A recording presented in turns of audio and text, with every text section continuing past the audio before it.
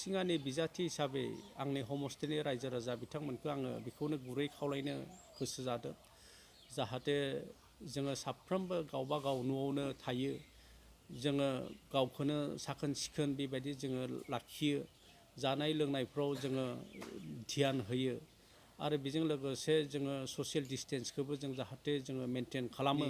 सिम आंनिफ्राय गुरै खावलायनाय जों साफ्रोमबो जों न'आवनो थानांगोन जों न'आवनो थागोन आरो सिरिबाङै जों थागोन आरो जों गावखौनो साखोन सिखोन बेबायदि जोङो लाखिगोन आरो बेजों लोगोसे जोङो जे हायो न'खरनि मानसि ओनसोलनि मानसि गामिनि मानसि रायजो राजा बिथांमोनखौबो जोङो जाहाथे जों साबधान खालामनानै दोननो हायो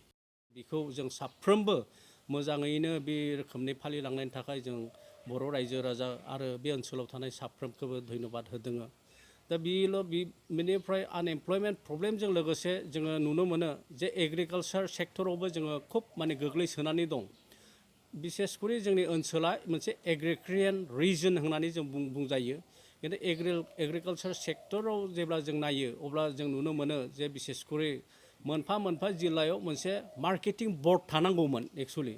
दा उदालगुरि जिल्लायावनो मार्केटिं बर्ड बेबायदि गैयैनि खारनैनो दिनै एग्रिकालसार सेक्टराव आरो बिसेसकरि जोंनि फार्मार्स बिथांमोना खुब माने सेटबेक जादों दिनै जेरैबायदि माइफोरनि माने दामफ्रा माइनि जे माने कुइन्टेलसेयाव जेरैबायदि नियारलि माने 2000 बेबायदि मोननांगौ नाथाय बिथांमोना दिनै 1500 बा 1600 रुपिस बेबायदिल'सो मोनदों आरो बिनि जाहोना जाहैबाय बहाय मा होनना बुङो एग्रिकालसार मार्केटिं बर्ड गैयैनि खारनैनो दिनै मा होनना बुङो गेजेराव ब्रकार होनना बुङो जों जायखौ बे ब्रकारफोरासो खुब माने हिउज एमाउन्ट बेबायदि बिथांमोना लाबालाब माने जागासिनो दं बा मोनजागासिनो दं बेनिखायनो आंनि ओनसोलाव मोनसे जिहेतु मोनसे एग्रिकारियान मोनसे एरिया बा ओनसोल बेनिखायनो फार्मार्स सेक्टराव एबा एग्रिकालसार सेक्टराव बेसे हायो मोनसे साइन्टिफिक वेजों जोङो माने जौगालांनो हायो आरो जोंनि फार्मार्स बिथांमोना बहुद रोखोमनि बिथांमोननि जि माने आबाद बे आबादखौबो जाहाथे मोजां बेबायदि माने मार्केटाव जाहाथे फानहैनो हायो मोजां माने बेबायदि साहिदा खालामनो हायो मोजां रां रुफा बेबायदि खामायनो हायो बेफोरबायदि एग्रिकालसार सेक्टर बेनिफ्राय इडुकेसन सेक्टर बेनिफ्राय नैबे आनएमप्लयमेन्ट प्रब्लेम एन्ड अल्स' दा डेभेलपमेन्ट बे मोनब्रै बिसेस करे माने पइन्टआ आंनि माने फकासिं पइन्ट आंनि हमस्टेनि खार'नै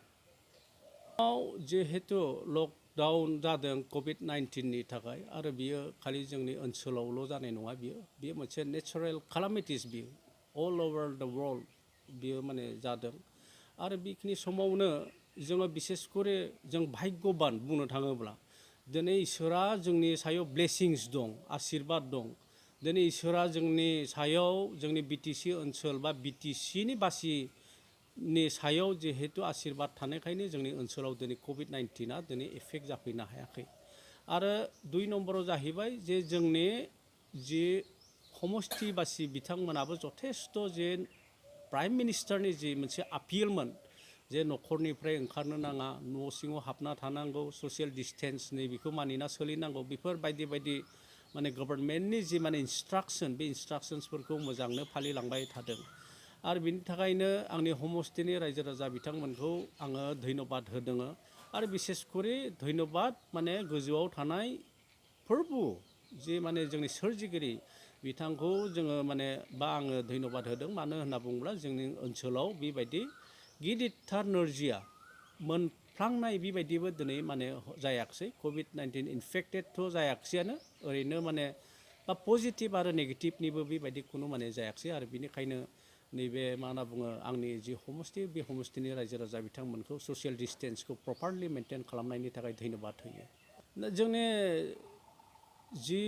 उद्देश्य आरो बे उद्देश्यआनो जाहैबाय चेन्जनि मोनसे बाथ्रा जों बुंदों आरो बेनिखायनो जों at the same time change होनना बुंनाय लोगो लोगोनो रिभलुसननिबो मोनसे बाथ्रा जोंहा माने फैयो दा व्हेन वी से एबाउट द रिभलुसन होनना बुङोब्ला बे स्टेप आफ्टार स्टेप जायो दिनै 17 years अफ रुल जे मोनसे डिक्टेटरियेलशिप अफ गभर्नमेन्ट जि माने बिपिएफ सरकार बा हाग्रामा महिलारि बिथाङा जि माने दैदेनलांबाय बेखिनि टाइमाव जेरैबायदि माने डेभेलपमेन्ट जोंनि मा होनना बुङो ओनसोलफ्राव खालामनो नांगौमोन दिनै नोंथांमोना नुनो मोन्दों जे बिटिसि एग्रिमेन्टआव जा मोनथाम मोनब्रैसो इन्स्टिटिउसन्स आरो बे इन्स्टिटिउसन्सफोरा गासैबो क'क्राझारावल' होननानै जोङो माने मोनथिनो मोनो खिन्थु जों जे माने बिटिआर एग्रिमेन्ट आरो बे बिटिआर एग्रिमेन्टआव दिनै मोनफ्रोमबो जिल्लायावनो गैया होनना बुंब्लाबो 5टा 6टा बेबायदि इन्स्टिटिउसन्सफोर जों लाबोनो हादों दा बेखिनि बेलायाव जोङो बुंगोन जे जाय बिथांमोना bachelor's pass खालामखांबाय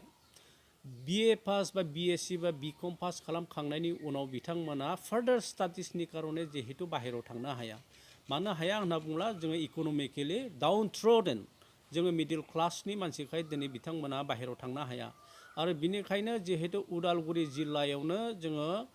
Indira Gandhi national tribal इउनिभारसिटिनि मोनसे केम्पास जों बहाय लाबोनो हादों दा बहाय जाय बिथांमोनानोखि ग्रेजुवेट आफ्टार कमप्लिसन अफ ग्रेजुवेट बिथांमोना हायार स्टाडिसनि कारणे दिनै गोजान जायगाफ्राव दिनै थांनो दिनै प्रयजन जानाय नङा दिनै न'आवनो थानानै दिनै खाथियावनो भैरबकुन्द बहाय जोंहा ट्राइबेल इउनिभारसिटिनि जि मोनसे माने केम्पास आरो बे केम्पासावनो बिथांमोना एडमिसन लानो हागोन आरो बहाय जोंनि खालि बर' लाइमोन सेंग्रा सिख्ला बिथांमोनाल' जे बहाय एडमिसन मोनगोन बेबोल' बाथ्रा नङा बहाय गुबुन माने हारि बा गुबुन माने हारिसा बिथांमोनाबो बहाय माने एडमिसन बा फरायनो हागोन आरो बेजों लोगोसे जोंनि ओनसोला अनेक डेभेलप जागोन हिउमेन रिसर्सआव जोङो अनेक माने डेभेलप जागोन दा बेफोरबायदि इन्स्टिटिउसन्सनिफ्राय अनेक माने masters of science masters of माने कमार्स मास्टार अफ आर्ट्स बेबायदि ओंखारगोन आरो बिथांमोनानो बहाय मा होनना बुङो डक्टरेट डिग्रिबो बेबायदि माने लानो हागोन आरो बेफोरबायदि इन्स्टिटिउसन्सनिफ्रायनो अनेक जोंनि गेजेराव आइपिएस ओंखारगोन आइएएस अफिसार माने ओंखारगोन एडमिनिस्ट्रेटिभ सार्भिसाव अनेक बेबायदि माने ओंखारगोन दा अब्लासो माने बे जौगालांगोन आरो बेनिखायनो बियो रिभलुसननि बाथ्राखौ आङो बहाय बुंफैदों दा 15 इयार्स अफ रुल जे माने बिपिएफ सरकारा खुंबाय बेखिनि समाव अन्तत बिथांमोना नै बेफोर माने लाइमोन सेंग्रा सिख्लाफोरनि जे माने लेखा फरायनायनि बाथ्रा नै बेफोरखौ आरो जब माने क्रिएट खालामनायनि बाथ्राफोरखौ जुदि सिन्था सरसा खालामनायमोनब्ला दिनैनि थारिखआव जोङो नुनो मोन्दों जे कभिड-19आव दिनै हाजार हाजार जोंनि बर' लाइमोन सेंग्रा सिख्ला बिथांमोना आरो बेजों लोगोसे आसामनि अनेक लाइमोन सेंग्रा सिख्ला बिथांमोना दिनै गुबुन ओनसोलफ्राव थांनानै दिनै खामानि माव